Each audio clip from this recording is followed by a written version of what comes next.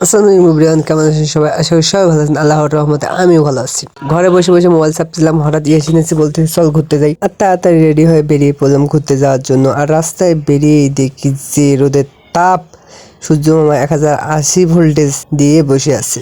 কি করা, তারপর তো ঘুরতে যেতে হবে। তো রাস্তায় বেরিয়ে একটু পরেই দেখি একটা অটো ভ্যান। তারপর ভ্যানে ওঠার পরেই রওনা দিলাম পীরগঞ্জের উদ্দেশ্যে। পীরগঞ্জে যাব, একটু ঘোরাফেরাও করব। তারপরে হচ্ছে ইয়াসিন বাসায় ওয়াইফাই লাগাবে, এর জিনিসপত্র কিছু কেনার বাকি আছে, সেইগুলো কিনতে হবে। তারপরে পীরগঞ্জে আমরা আসছি, পীরগঞ্জে জামতলা এটা। আর ইয়াসিন বলছে যে কুইং পার্কে যাই, এর আগে অনেকবার কুইং পার্কে যাওয়া হয়েছে। তারপর যেহেতু বলছে চল কুইং পার্কে যাই। আর পীরগঞ্জে দেখার মতো কুইং পার্কটা একটু সুন্দর লাগে আমার কাছে। কুইং পার্কে এর আগে অনেকবারে যাওয়া হয়েছে, প্রায় 4-5 বার যাওয়া হয়েছে মূলত পীরগঞ্জ কুইং পার্কে। তারপরেও কুইং পার্কে আসলাম। এটা এটা কুইং পার্কের গেট, এটা পীরগঞ্জ রংপুরে লেখা এখানে। টিকিট কাটার পর প্রবেশ করে ফেললাম কুইং পার্কে। ঢুকে একটু পরে দেখি আমাদের বন্ধুরা এখানে ঘুরতে আসছি, তাদের হবু বউকে নিয়ে ঘুরতে আসছে।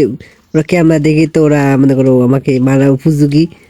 এখানে একজন, এরা তো আমাদেরকে দেখে ভয় পেয়ে গেছে। আমি তারপর ওখানে ভিডিও আর করলাম না, এখানে সাইডে চলে আসলাম। কুইং পার্কে দেখার মতো তেমন কোনো জিনিস নেই, এখানে গার্লফ্রেন্ড বয়ফ্রেন্ড ঘুরতে আসে এখানে জোড়া জোড়া। এখানে সিঙ্গেলরা যারা যাবেন তারা কষ্ট ছাড়া কিছুই পারবেন না। তারপর পার্কটা আমার কাছে মোটামুটি ভালোই লাগে, শিশুদের জন্য খেলার জায়গা আছে। আর এইটা হচ্ছে রেস্টুরেন্ট, এখানে খাবার দাবার সব কিছু পাওয়া যায়, মোটামুটি ভালোই আছে খাবার দাবার, জিনিসপত্র সব কিছু আমার কাছে ভালো লাগছে।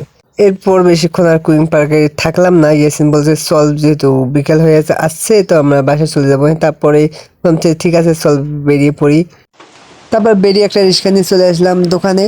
এখান থেকে কিছু জিনিসপাতি নেবো ওয়াইফাইয়ের জন্য। ইয়াসিন তো বাসায় ওয়াইফাই লাগাই, ওয়াইফাই লাগার জন্য রাউটার জিনিসপাতিগুলো নেওয়ার পরে তাড়াতাড়ি করে বাসায় যাচ্ছি, কারণ আকাশটা একটু খারাপ করছে।